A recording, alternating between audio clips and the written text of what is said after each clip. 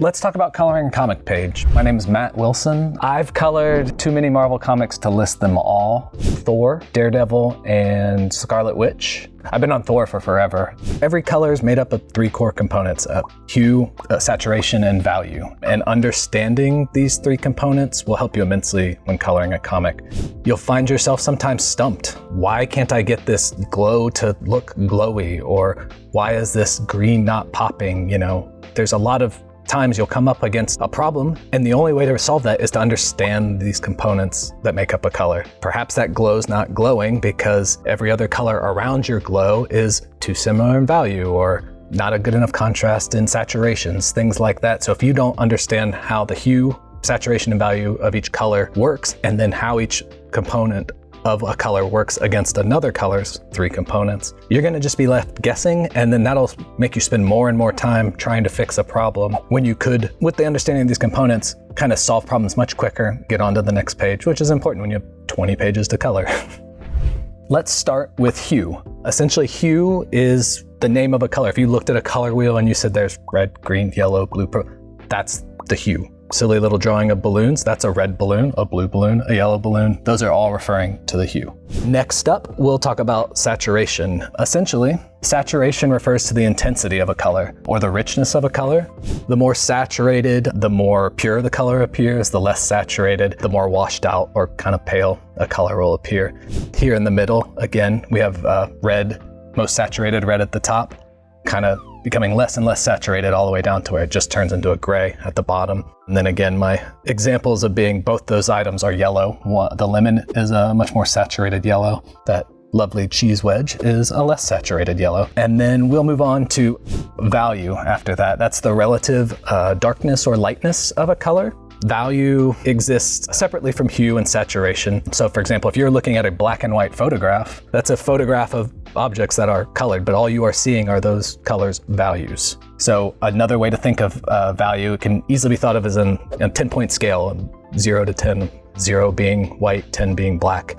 Every number in between would be a gray, going from lighter to darker. And here again, value in my drawings, those are all red, but in different values, from darker to middle to light. That's just a quick overview of hue, saturation, and value. Every color is made up of those three things, and it's just good to have at least some understanding of that, or you'll find yourself just kind of grasping at straws when you run into a problem on a page. All right, so we'll pull up this page of Eternals, and also in Photoshop, kind of pull up the hue, saturation, lightness sliders, which deal with everything we're talking about here. And just to show some of these things in action, you can see most of this is blue, but if I grab the hue slider, it's going to change the colors to green, yellow, orange, so on and so forth. Saturation, I'd say this is already a somewhat saturated image, at least in parts, but you can see if I pull this down, it gets less and less saturated or more and more desaturated until it essentially becomes a black and white image with lots of grayscale, gray tones in it. And then lightness in this particular menu, that would refer to the value of the colors. To the right here is lighter, till it's basically washed out all the colors to white. And then the opposite's true by going the other way. I will often kind of cordon off certain sections of the page, the far background or the, extreme foreground or something in the midground, and just make it more or less saturated, just those parts to push it further from your eye, closer to your eye. You'll see a lot of saturation in these kind of far off background areas, which might be counterintuitive to what a lot of people, saturation comes forward, usually desaturation goes backwards. But in this case, I'm just using contrasts of saturated versus desaturated. And that contrast in and of itself helps push and pull the space. And then in combination with the contrast in values, higher and lighter values, all of that's all working together to bring the focus onto the main character here. But the point being, even though those backgrounds are more saturated, that saturation is isolated only to those areas. So that's an example of knowing this middle ground section that's receding towards the background been just as saturated as the background, well then that middle ground and background would have flattened out and read as the same plane.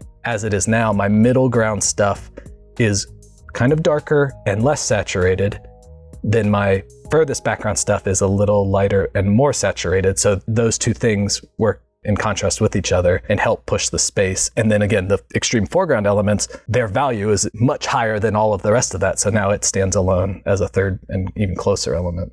Within those three things, hue, saturation, value, kind of let's talk about the importance of understanding each one of them. So for example, in hue, a good thing to understand would be color schemes. There's a lot more than this. There's other words for some of these, but here are a few basics, and I'm going to show some examples. All right, so let's start on the top left in this image. So monochromatic, you can see that all the colors were going to fall within a single hue, and what you're going to change to get your contrast and stuff is either the value or saturation within that single hue. It's essentially all within that family of blues, and I've just increased or decreased the saturations or increased or decreased the values from lighter to darker. Go to the right here for complementary. This is a good example of a complementary color scheme. If we go back and look at the color wheel, you can see that green is opposite of red on the color wheel, and that's what we mean by complementary color. Here on my example here, I've got blue directly across from orange, which is another set of complementary colors. But in this case, for these Hulk pages, I believe a crazy big gamma radiation bomb has gone off, which is associated with Hulk, which is associated with green. So I've decided to lean into what would otherwise be a monochromatic green color scheme, except for as Iron Man ejects himself out of this big giant robot, I decided to introduce a complementary color just to show kind of the contrast between what had just happened outside with the big gamma bomb and then Tony Stark's tech, you know, inside the robot he ejected himself from, and then in his red little face mask on his spacesuit or whatever he's in here. So this is an example of using a complementary color scheme. So next we'll move to analogous color scheme. It's essentially a color and then the two colors on either side of it on the color wheel. This is a good example of an analogous color scheme. It all kind of lives on that side of the color wheel with the blues and the greens, with the exception obviously of Cap's shield, which, you know, there's some things you just can't get around. There was no way I was going to make Cap's shield or Thor's cape green or something in this scene just to fit in. But overall, the majority of this page lives within that analogous color scheme. And that's why this palette works and is harmonious. Anything that's like analogous or monochromatic that is restricted to one side or sometimes just one color in the color wheel is less chaotic. In this case, my intentions were to keep the focus strictly on the characters, keeping the backgrounds in that analogous color scheme, let those recede, and then the yellows and reds on Cap and Thor could step forward off of that and just the focus on their dialogue. Okay, triadic. Now this is a triadic color scheme using what's called the secondary colors, green, purple, and orange. This one is a little looser in the sense that it's not like three different monochromatic areas. The dominating colors overall are purple, orange, and green, with the foliage, with the space, and then with the exploding planet at the bottom. So sometimes, like in a monochromatic palette, the end result is very literal. I mean, it's monochromatic. There are just only blues in there. And then sometimes it's a little more loose. It's a little bit more of just a suggestion. Yes, there are other colors besides the three that are listed in that scheme. All these colors will work well together because the majority of these colors live within that triadic color scheme. And this is a good way to create dynamic scenes with colors from disparate parts of the color wheel, but that are still unified and pleasing to the eye as opposed to just random and wild and, you know, kind of disjointed and hard to look at.